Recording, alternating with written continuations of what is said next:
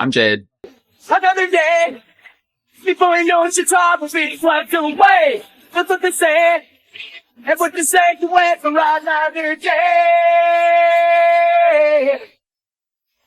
Something to say.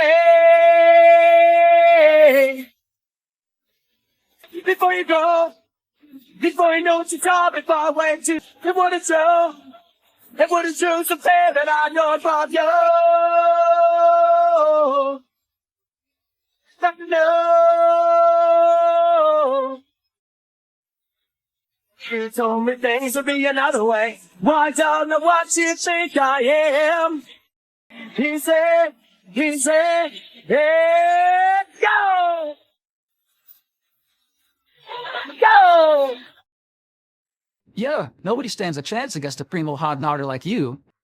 Very early on, I learned that I could write songs and that I was able to be a songwriter. It started out me just plinking around and not really knowing what I was doing, never being able to read music or anything like that. But when I realized that I could write songs, that's what guitar playing became to me and what it is to this day. The first instrument and the first tool I used to write music.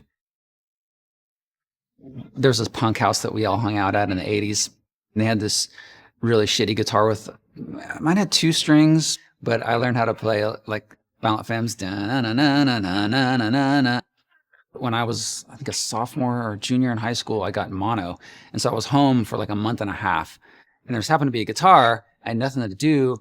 So I picked up guitar and just started messing around with it. And that was really the genesis of me playing guitar.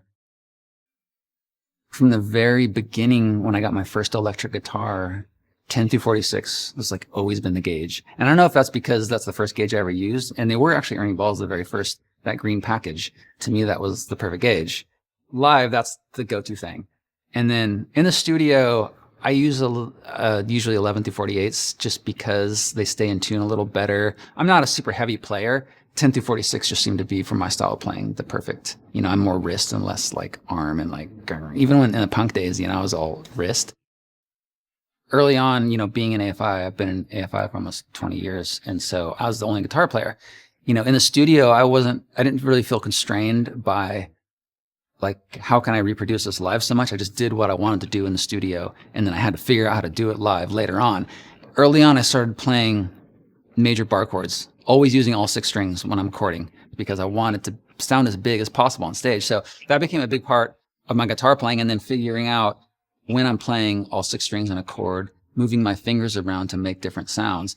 I play very few single string leads. There's always 2 or 3 strings. Like maybe I'm fretting 2 strings with an open string because I knew live, I don't want to sound all thin. Like I'm playing these big chords and all of a sudden I get this like plinky little high 1 string thing. It's not going to sound good. So that really affected my playing and kind of became, even really early on, I guess a signature thing of how I play. Just listening to music, I was very affected by music at an early age, and then learning to play it and learning to write songs myself. It's to this very day, I write music and work on music every single day. Really, the writing and the composing is my favorite part of music these days, and the part that I'm most drawn to.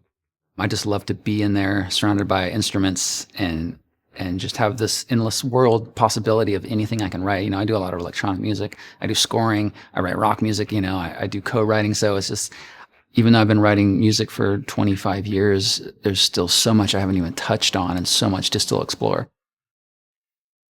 When I started, I was completely self-taught and I didn't know how to read music. I didn't know how to write music. I didn't know scales. I didn't know theory. I didn't know any of it. I kind of loved the idea of soloing just because, I was learning the guitar and it's like this new instrument and learning the fretboard. And so, but at that time in the 80s, metal and metalheads were kind of like, I was a punk and a skater, and those were kind of our enemies. Like they hated us. And so, we hated them. To us, that was the antithesis of punk, was metal, because it was all about shredding and about how you looked and how good you could play. And to us, it was like, looks didn't matter and playing wasn't important. To me, I almost resisted being a shredder and learning stuff because like that put you in the other world, that kind of put you in the metal world, whereas punk was just about aggression and simplicity. But, early on, it kind of crept in there because I realized I did actually like to shred. So, I couldn't help but like learn some scales and learn how to play some riffs and stuff. I kind of was at war with myself.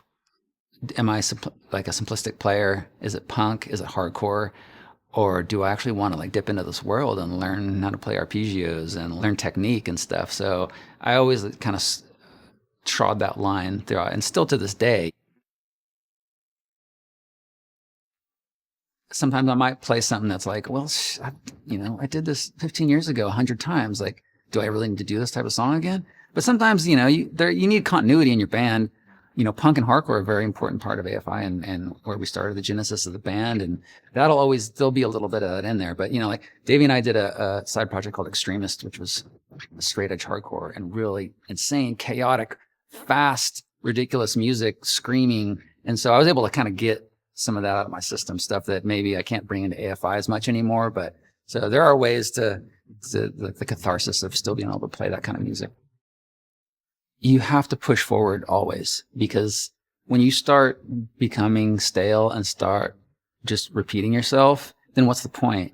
You can't even attempt relevancy at that point if you just put out the same record and be like, do a return to form, or, like, hey, this is what we're doing on Art of Drowning. Like, look, we can still do it. Like, is this what you wanted? Like, we're playing fast again. Like, you have to artistically, that there's no merit to that. And so even if people don't like where you're going, you still have to try to go somewhere.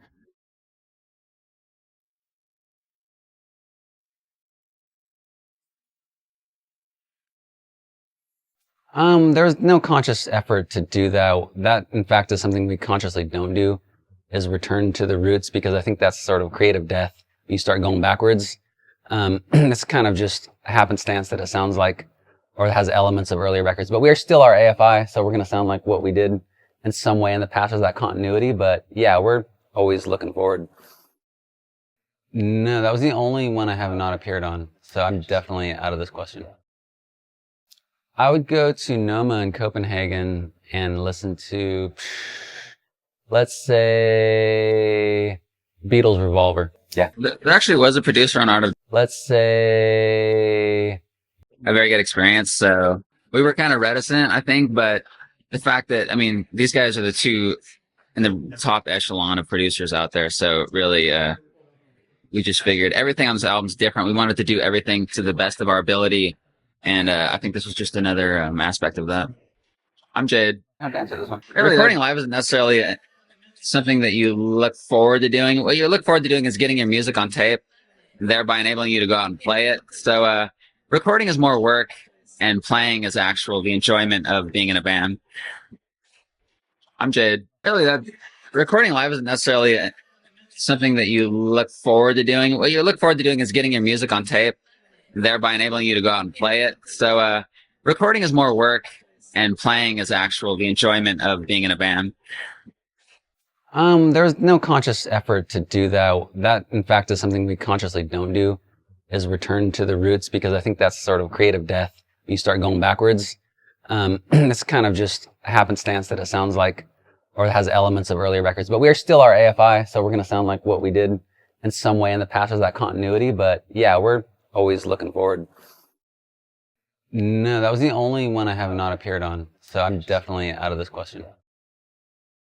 I would go to Noma in Copenhagen and listen to, let's say, Beatles Revolver. Yeah. There actually was a producer on Art of, let's say, a very good experience. So we were kind of reticent, I think, but the fact that, these guys are the two in the top echelon of producers out there. So really, we just figured everything on this album's different. We wanted to do everything to the best of our ability.